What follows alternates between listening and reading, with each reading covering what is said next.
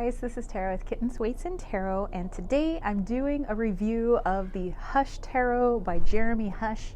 I promised you guys that I would finally do a review of this. I've had this deck for a little while now. Wanted to make sure that I got some good working into it so that I could give you guys a good, honest review. So let's just first off start with the box, which is gorgeous. So nice hard box, keep your deck nice and protected, especially if you're going to be traveling like myself. You want to make sure that your cards are safe and secure. So go ahead and open her up, and we'll take out the guidebook here. And I always like to take a gander at the guidebook. I mean, I rarely use the guidebook for, my readings. Like some guidebooks, they're just so in-depth, they're just really good reads on their own. And certain decks, like certain Stacey DeMarco decks and Lucy Cavendish decks, I will sometimes consult the guidebook, but along with my intuition, so it's kind of like a mixture of the two. But anyway, so there is a little introduction here about the Hush Tarot and the characters that were created by the maker of this deck. And then it goes into some very just interesting points of view for all the cards. And that's what I think is so unique. I love decks that are just a little askew, that it's not just another Rider-Waite-Smith, or it's not just another Marseille or another Kipper or whatever it is. It's different. It makes you look at things differently so that it can enhance your readings and just give you just a broader vocabulary, and I'm all about making my readings a lot more in depth so that I can help people the best way that I can. So it has a spread there for you guys and a little bit about the artist, about Jeremy Hush. And by the way, this rosemary just smells fantastic as I'm out here in my front yard. But anyway, let's take a look at the cards now.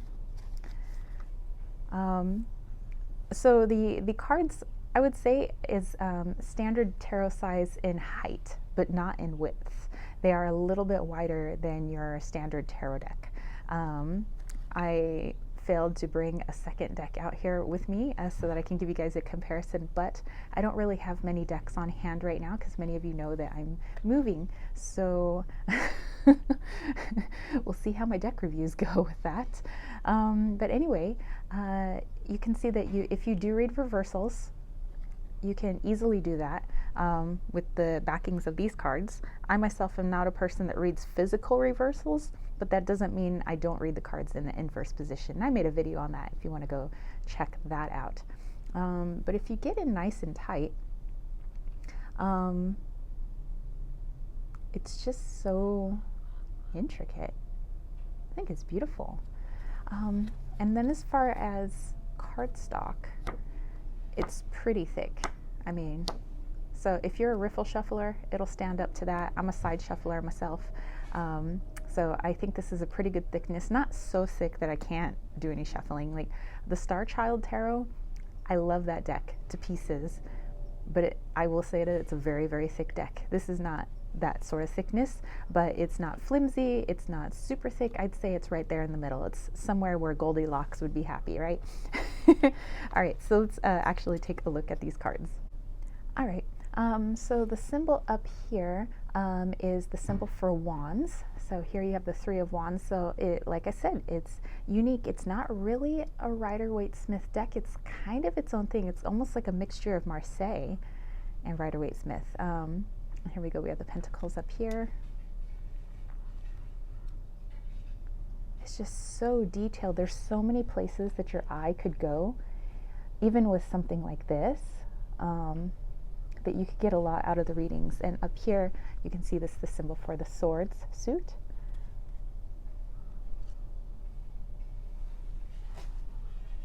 It's freaking fantastic. Okay, so let me talk a little bit about this deck while you guys are just, filling your eyes with the beauty that it is. And feel free to pause, by the way, too, if you want to take a longer look at some of the cards. But for me, with this deck, the images are dark and evocative. And so when I think about my dreams, not necessarily nightmares, but just when you dream, at least for myself, and I recall those dreams, in my conscious state, I'm like, what the heck was that dream about? Because from an awakened state, it seems like the dream would have been super creepy and super dark if you were to make it literal. You get what I'm saying? But in the dream itself, I'm not creeped out and I'm not scared, because it's basically, it's full of symbolism. It's my subconscious at work. It's my intuition at work. It's my higher self at work. But in my waking life, to look and reflect on those dreams, they look almost like, wow, that was kind of creepy, or that's weird, or what the heck would that mean if it were literal? And to me, this deck is a literal representation of dreams. And so that's how I read with it, is, and you know, if I want to bring my subconscious to the surface, and I want to take a look at things that maybe are harder for me to see in my waking state, this is the deck that I want to use. Because, you know, just like in dreams, you have to decipher it, you have to decode it, and sometimes it looks a little dark, but it wasn't scary when you were in the dream. This is taking what seems a bit dark, seems a bit full of rich of symbolism and all that stuff, and it's bringing it to the surface, so that you can work on it in this awoken conscious state. So that's basically, that's how I work with the Hush Tarot. Is I look at it as if each of these cards was a piece of the dream, and I want to work through something. So let's say I had a relationship problem, or I had a question on, you know, the next step on something, or I had a question about you know, some things I've been pondering. You know, this would work much like my dreams do. And then I could use my intuition, I could use my higher self, I can use my knowledge of the tarot, and just what I see when I look into the artwork, what comes up for me. And then I can do a bit of journaling, I can do a bit of meditation, I could sit with it. And so unlike a dream, where sometimes we immediately forget upon waking, the cards are right there. And you can continue to reflect back, and you can write it down. So that's why I wanted to wait to do this review, because I really wanted to make sure that I understood how I was using this deck and what it meant for me, because I do know that it's quite unique. And for some people, it's unnerving, and they say, oh, it's too creepy, or it's too weird. I ain't gonna lie, it's a little creepy. I'm not knocking the artwork. This is beautiful artwork.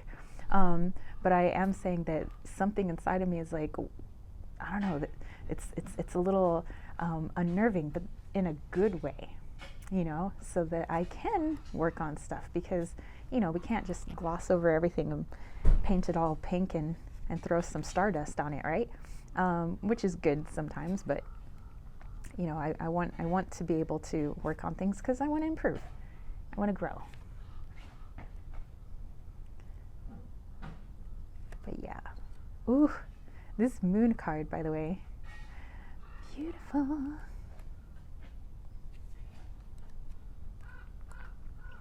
And here we have our cup of suits. Our suit of cups, cup of suits. There we go. Oh, and what's nice is there's also text sometimes in these cards.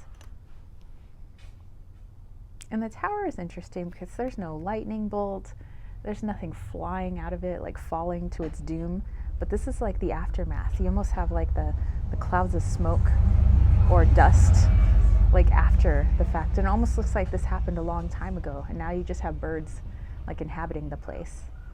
So that's interesting. And the lovers, beautiful, using Hindu mythology.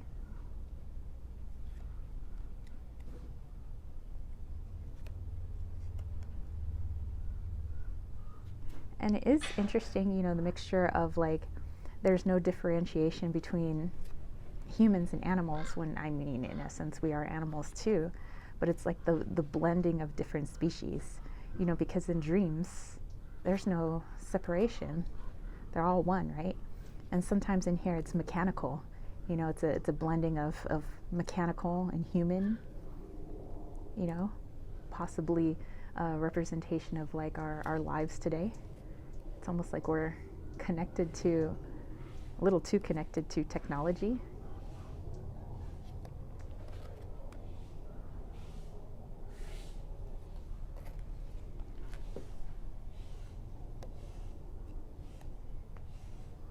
That hanged man is interesting. The faceless person, or the person wearing a mask, I should say.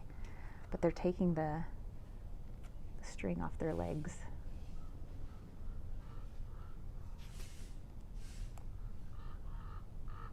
And again, the juxtaposition with like size difference and, you know, the blending of human and non-human.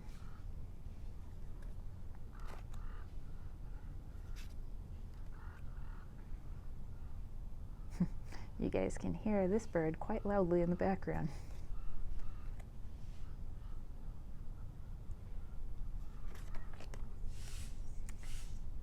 And there we go.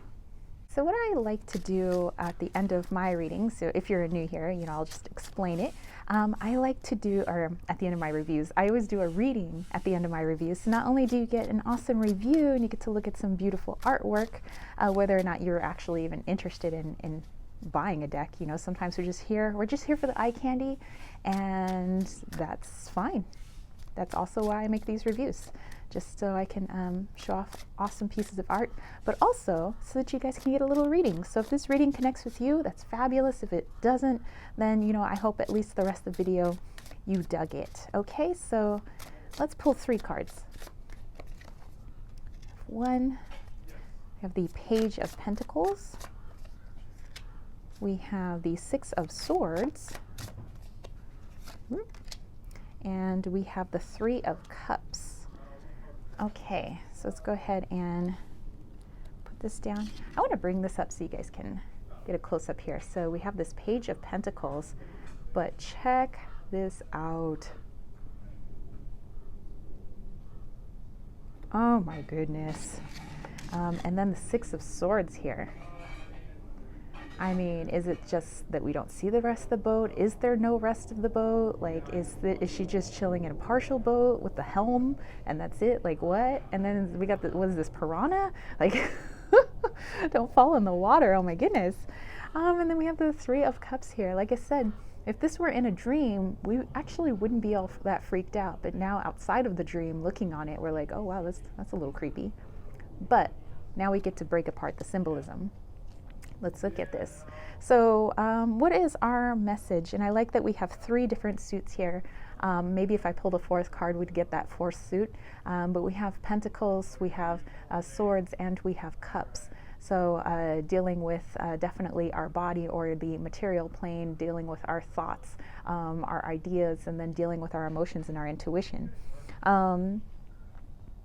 So what I'm getting here is that whoever this reading is for, and it could possibly be for myself as well, I never exclude myself, but there's a person that is on the beginning of something fresh and something new. I get this with the Page of Pentacles, so I don't necessarily see this as a young person, but I do see it as a person that is a novice at this new thing that they're doing. So it doesn't matter your age, but I do feel that there's this new area that you're diving into, this new thing. And this new thing that you're doing is a little difficult because it's maybe a little bit mentally draining. There's a lot of planning that you've had to do for this, but what's nice is because this thing that's occurring is due to the connection that you've had with your intuition and the connection that you have with the people around you. So this is something that is manifested, and so this is just a reminder that you're on the right track, although it may be difficult at times. That's just kind of how life goes. But don't be discouraged because it's not, fair seas all the time. Sometimes it's a ripple, and sometimes there's a tidal wave, but it's not going to take you out. I mean, obviously, if this lady's only like riding in this little half boat and she's still afloat, I mean, nothing's going to take her out. And who knows, maybe this piranha down here is really just her thoughts.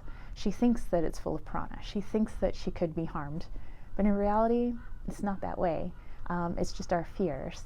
So anyway, I hope that this reading reached somebody out there, and let me know in the comment section down below. And if anything, then I just hope that you guys dug this review. And if you did, don't forget to give it a thumbs up, don't forget to click subscribe, and don't forget to click that ding ding ding notification bell for more videos just like this. And if you do want to catch a reading from me, head over to www.kittenswaitsandtarot.com. Got a lot of stuff over on my shop. Check all that down below. I have a Leon mystery school. I do teach Mayan astrology, so if you're interested in that, go check it out. And Jonathan Daly actually is one of my teachers at the Leon Mystery School. He utilizes the tarot to connect with ancestors and past lives. So if you're interested in that, definitely go check out his course, on my website, kittenswaitsandtarot.com. But everything else is down below for my Patreon, my newsletter, all that good stuff. Yeah, and I will catch you spiritual homies later. Peace, love, and chicken grease. Peace out.